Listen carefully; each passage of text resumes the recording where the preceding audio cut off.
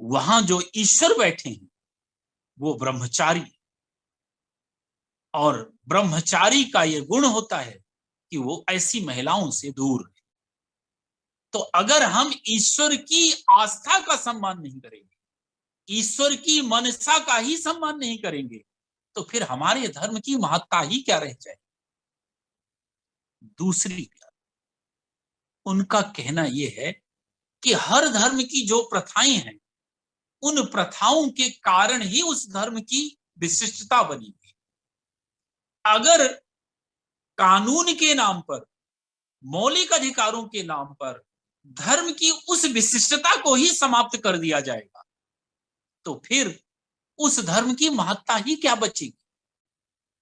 तीसरी महत्वपूर्ण चीज जो बहुत सबसे महत्वपूर्ण, वो ये है कि अयप्पा के पूरे भारत में 1000 मंदिर, अयप्पा के नहीं, जो इनका मूल अवतार है, जिसके ये अवतार माने जाते हैं, धर्मशास्त्रा के 1000 मंदिर, धर्मशास्त्रा के 1000 मंदिर है। उन 1000 मंदिरों में जो धर्मशास्त्रा का अयप्पा वाला अवतार, वो अवतार ब्रह्मचारी है। जैसे विष्णु के 2 अवतार हुए, कृष्ण और राम। राम का अपना अलग चरित्र है, कृष्ण का अलग चरित्र है। यदि राम के अवतार के साथ कृष्ण लीला जोड़ दी जाए या गोपियों की लीला जोड़ दी जाए, तो वो राम के जो चरित्र हैं उसके साथ अन्याय माना जाएगा। इसी तरह अयप्पा ब्रह्मचारी हैं, तो अगर उनके ब्रह्मचर्य का पालन नहीं किया गया, उनकी ब्रह्मचारिता का सम्मान नहीं किया गया, तो उनकी ख्याति तो वैसे भी नष्ट हो जाएगी। तो अगर ईश्वर की इच्छा का भी हम सम्मान नहीं करेंगे, तो फिर हमारा धर्म तो अपने आप खतरे में पड़ जाएगा। इसलिए ये हमारी नहीं, भगवान अयप्पा की इच्छा है कि वो महिलाएं केवल इस मंदिर में प्रवेश ना करें, 999 मंदिर में प्रवेश करें, क्योंकि वहां ब्रह्मचारी रूप में अयप्पा नहीं है, दूसरे रूप। इसके अलावा किसी धर्म में कौन सी प्रथाएं उसके आचरण का हिस्सा है, कौन सी प्रथाएं उसके आचरण का हिस्सा नहीं है, ये उसी धर्म पर छोड़ा जाना चाहिए। आर्टिकल 26 कहता है कि हर धार्मिक संप्रदाय को अपने अनुसार अपने धार्मिक कार्यों के प्रबंध की स्वतंत्रता है।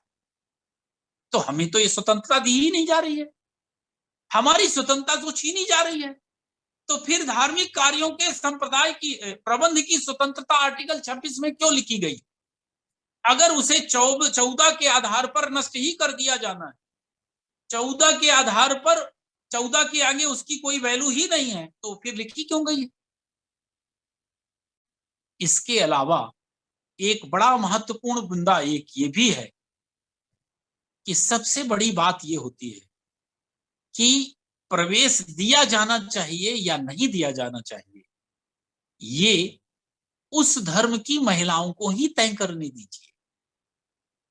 अगर उस धर्म की महिलाएं ही नहीं चाहती हैं कि हमें प्रवेश मिले, और आपको ये जानकारी होगी, जानकारी है ही कि धर्म को मानने में जितना योगदान पुरुषों का है उससे ज्यादा महिलाओं का। हनुमान मंदिर में कोई प्रतिबंध नहीं है महिला के जाने के, लेकिन हिंदू धर्म की महिलाएं हनुमान जी की मूर्ति को टच नहीं करती हैं। तो जब महिलाएं जो हिंदू धर्म का आदर सम्मान करती हैं, वो महिलाएं अगर स्वयं ही नहीं चाहती हैं कि हम भगवान अयप्पा के मंदिर में जाएं और उन्हें छुएं, क्योंकि भगवान अयप्पा की ऐसी इच्छा ही नहीं है, तो फिर न्यायालय उसमें हस्तक्षेप करके हमारे धर्म की विशेषता नष्ट करने का प्रयास कैसे कर सकता है? इसके अलावा आर्टिकल 17 के तहत इसे छुआछूत माना गया। तो महोदय से आग्रह यह है कि अस्पृश्यता और महिला को 10 एक निश्चित आयु वर्ग की महिला को प्रवेश देने से रोकना दोनों अलग अलग। वहां हर दलित को मंदिर में जाने से रोका जाता था, यहां हर महिला को मंदिर में जाने से नहीं रोका जा रहा। छोटी बच्चियां जा सकती हैं, 50 साल से ऊपर की महिला जा सकती है, पहली बात।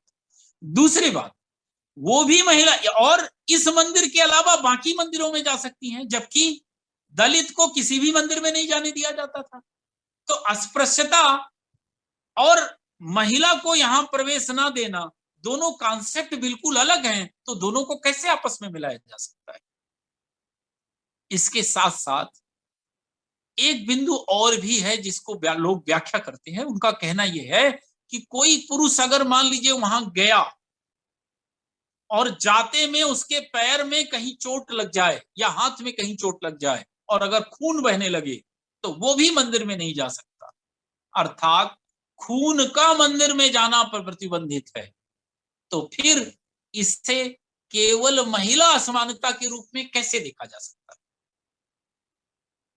तीसरी महत्वपूर्ण बात कि देवता हैं धर्मशास्त्रा और उनके मानवीय अवतार हैं अयप्पा। जैसे देवता हैं विष्णु और उनके मानवीय अवतार हुए राम और कृष्ण।